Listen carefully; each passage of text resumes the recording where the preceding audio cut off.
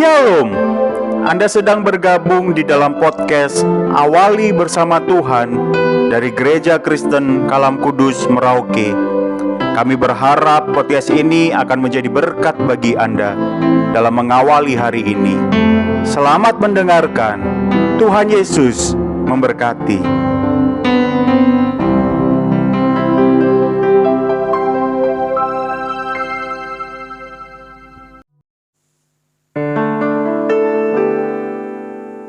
Saudara yang dikasihi oleh Tuhan Yesus Kristus, saya ucapkan selamat pagi untuk kita semua.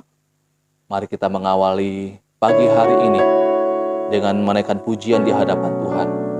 Kita bersama-sama memuji Tuhan, kami puji dengan riang.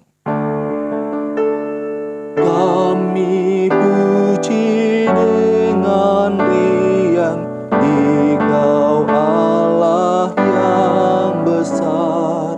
Bagai bunga terima siang, hati kami pun mekar. Kabut dosa dan derita, kebimbangan tak lenyap. Sumber suka yang abadi, di sinar-Mu menyerah.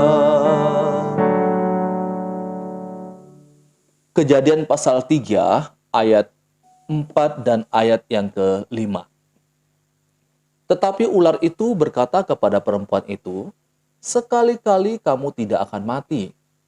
Tetapi Allah mengetahui bahwa pada waktu kamu memakannya, matamu akan terbuka, dan kamu akan menjadi seperti Allah, tahu tentang yang baik dan yang jahat." Saudaraku, ini adalah kisah percakapan yang terjadi antara si ular dengan Hawa. Kalau kita memperhatikan dalam kitab Kejadian pasal 1 dan pasal yang kedua, keadaan yang begitu baik, hubungan antara Allah dan manusia begitu harmonis adanya. Tetapi kalau kita masuk pada pasal yang ketiga, keadaan menjadi berubah.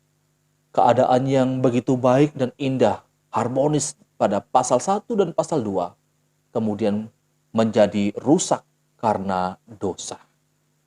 Memang tidak diceritakan sudah berapa lama mereka bercakap-cakap. Tiba-tiba saja dalam ayat 1, si ular berkata kepada si Hawa, "Tentulah Allah berfirman, semua pohon dalam taman ini jangan kamu makan buahnya, bukan?" Saudara, si ular memutarbalikkan kebenaran firman Tuhan. Dia mengatakan bahwa sekali-kali kamu tidak akan mati. Tuhan katakan engkau pasti mati. Tetapi ular katakan sekali-kali kamu tidak akan mati. Dalam hal ini, si ular mau meyakinkan si Hawa bahwa apa yang dikatakan oleh Allah itu bohong.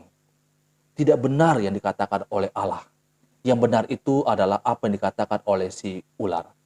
Saudara, dalam percakapan ini, si ular mulai menuduh Allah berbohong. Inilah cara setan bekerja. Mula-mula ia akan menanamkan keraguan dalam diri kita akan Tuhan. Sehingga ketika kita sudah mulai terperangkap dalam jebakannya, maka ia akan melangsungkan serangan yang lebih berat lagi kepada kita. Membuat kita sampai membenci Tuhan dalam hidup ini.